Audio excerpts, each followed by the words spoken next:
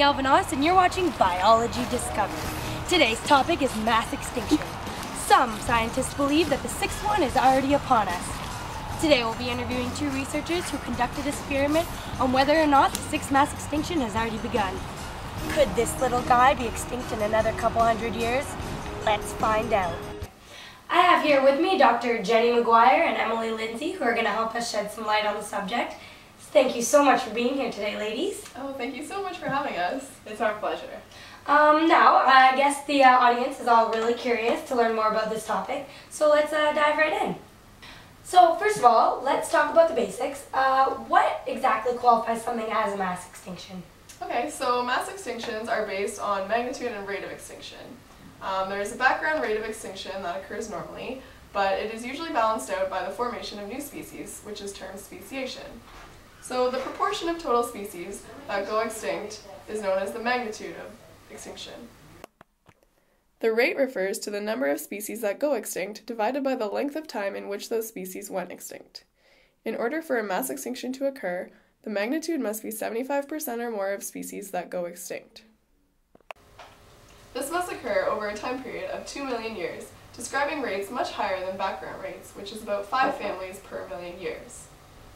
Now, Dr. Lindsey, what happens in order to cause a mass extinction? When each mass extinction occurred, similar physical changes to the Earth, known as perfect storms, were prevalent. Each mass extinction is characterized by a drastic change in environmental conditions, such that the species cannot adapt quickly enough to these changes. These changes include extreme climate and atmospheric changes, and natural disasters, such as earthquakes and volcanic eruptions. So, Dr. Macguire, let's talk about the mass extinctions that have already occurred. How many have there been so far? There have already been 5 mass extinctions that have occurred since the origin of life, and they are known as the Big Five. As you can see on this graph, the rates of extinction for each event are all well above the background rate. The Ordovician extinction occurred first, about 445 million years ago, and was brought on by glacial formation and atmospheric changes. The second, occurring about 360 million years ago, was the Devonian event and was characterized by cooling and subsequent warming of the Earth. The Permian extinction happened next, about 250 million years ago, and included many volcanic eruptions and warming of the Earth. The fourth, the Triassic extinction, occurred about 200 million years ago, and was brought on by increased carbon dioxide levels in the atmosphere, which increased temperatures on Earth.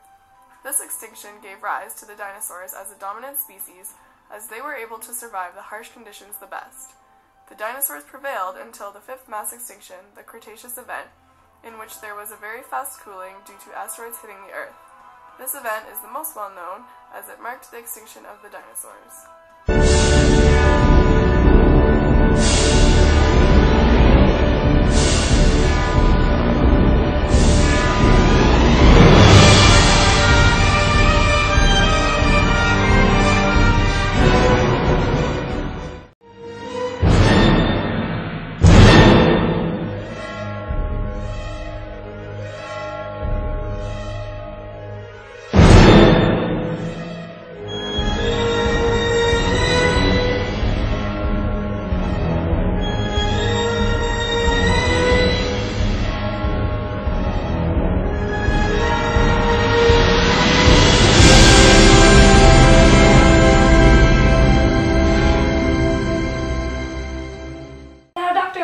Could you briefly describe your experiment for everyone here? Of course.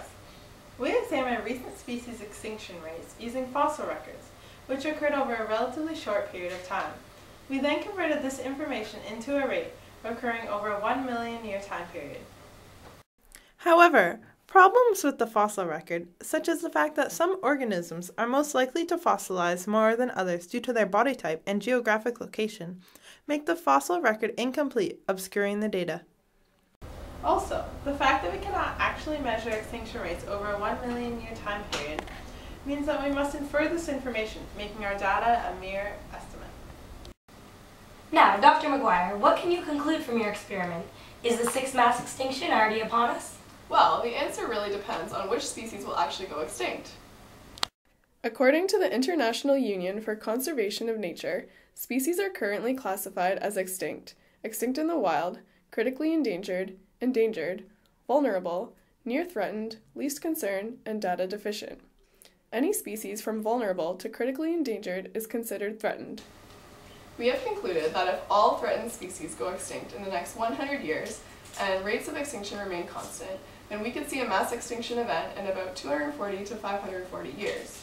However, if a species go extinct in the next 500 years and the rates remain constant, then we wouldn't see a mass extinction event occur until about 1200 to 2700 years from now. So in conclusion, we now know that the extinction rates are much higher than the background rates, and they're high enough to bring us to a mass extinction. But more research needs to be done in order to know when this will happen.